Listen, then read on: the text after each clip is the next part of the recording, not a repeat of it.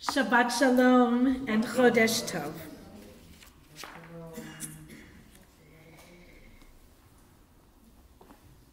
Rabbi Yochanan compares a person who blesses the new moon in its appointed time to one who greets the holy presence face to face.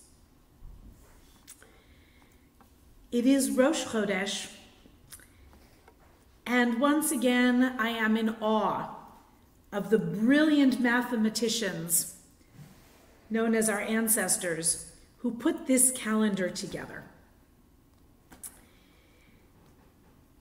The Jewish calendar is not a fully lunar calendar. It is not a solar calendar. It is what is called by some a luni-solar calendar, L-U-N-I, although it can make you feel a little loony if you try to get to its origin and logic. That's for other minds to do. But since the era of the Talmud, and far before that, we have counted this luni-solar calendar in such a way as to have 7 leap years in every 19-year cycle. Since the year 358 of the Common Era, Jews around the world have known the exact date of each new moon. But before then, the new moon was proclaimed by a special Jewish court in Jerusalem. You know it, of course, as the Sanhedrin. It was made up of 71 learned sages, and the Sanhedrin would wait until at least 2 witnesses came to them with the news of the very first sighting of the new moon. After hearing from the witnesses, the Sanhedrin would send word throughout the land of Israel and beyond that the new month had officially begun. Using a long torch on top of the Mount of Olives in Jerusalem, a representative of the Sanhedrin would light a fire on top of the hill. People watching on nearby hills would see the flames and light their own fires. In this way, the news would spread from hilltop to hilltop that the new month had arrived. For those who are Tolkien fans and fans of the modern, not so modern anymore, the beautiful Lord of the Rings movies from the early 2000s, you will remember that when the call for help needed to go out, they lit the torches on the mountains. It's one of the most beautiful scenes in the entire trilogy. Brings tears every time. The music is gorgeous, the filming is magnificent. It was done in New Zealand, and just the grandeur and the sense of drama of receiving a message from a fire lit on a mountaintop. Wonderful symbolism. This was the way that the new moon was announced for a very long time. Apparently, certain Samaritans would sometimes try and confuse Jews by lighting their own fires, so the Sanhedrin began to send out news that a new month had dawned using messengers instead. Not nearly as much fun.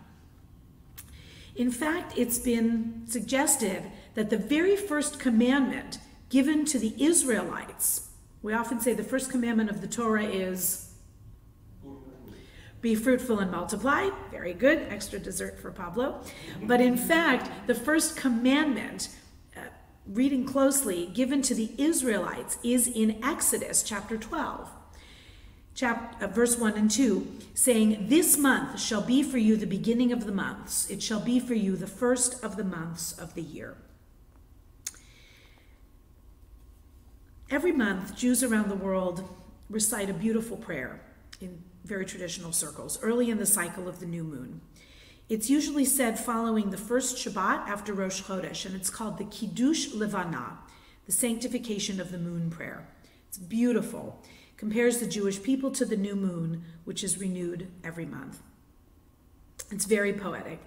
In one part, Jews who say this prayer rise up on their toes and they gaze at the moon and they recite, "Just as I dance toward you but cannot touch you, so may no one who wishes me harm be able to touch me for hurting."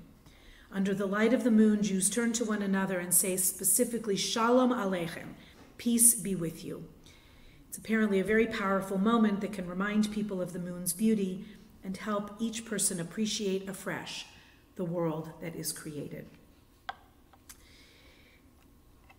But this month especially is just one for the books. It is a double Adar, and the sages perhaps could have chosen any month that would have been the double one. They could have really messed us up and tried different months. Just see how they feel to have different months be the leap month. But certainly for continuity, what they added was an extra Adar.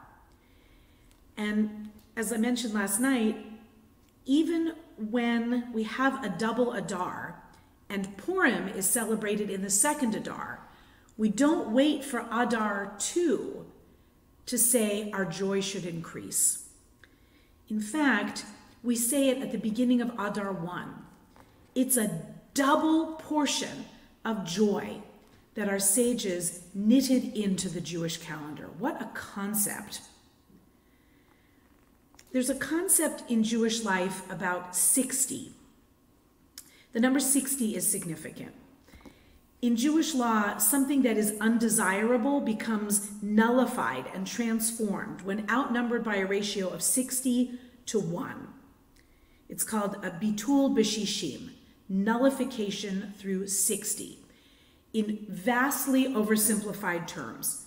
It means, for example, that if a non-kosher meatball were to fall accidentally into a pot that contains at least 60 kosher meatballs, and the non-kosher meatball cannot be identified, the entire contents of the pot, including the meatball that fell in, are kosher and may be eaten.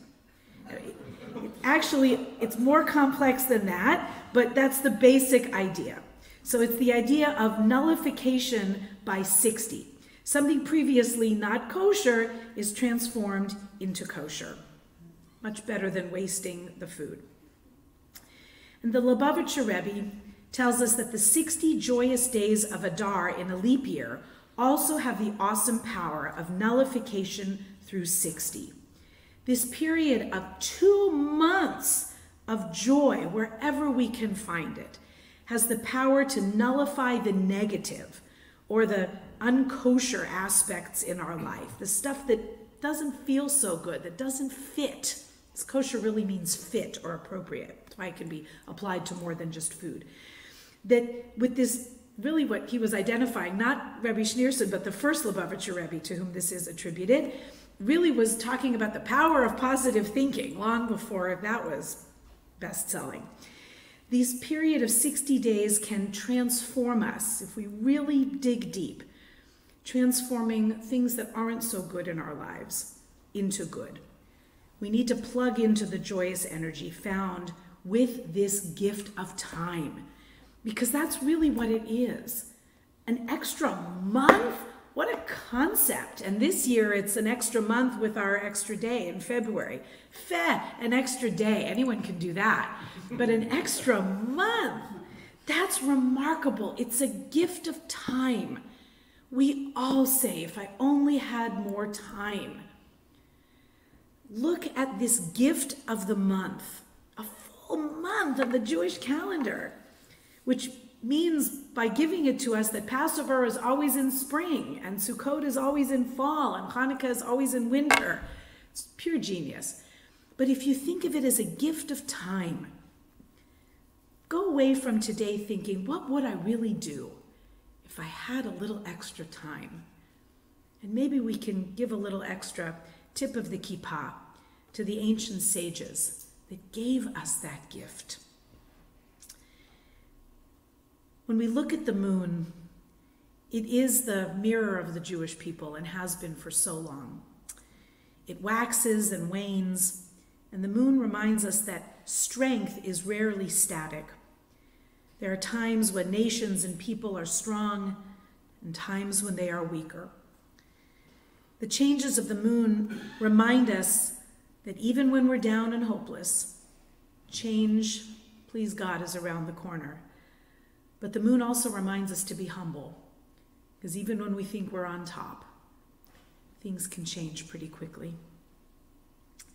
Celebrating the new moon can also remind us that our work, So much the way our Parsha reminded us over and over again, our work on behalf of those who do not have strength is never done.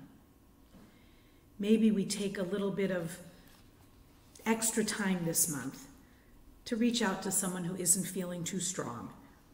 Give them a hand and let them know they're not alone, that better times may be coming just around the corner.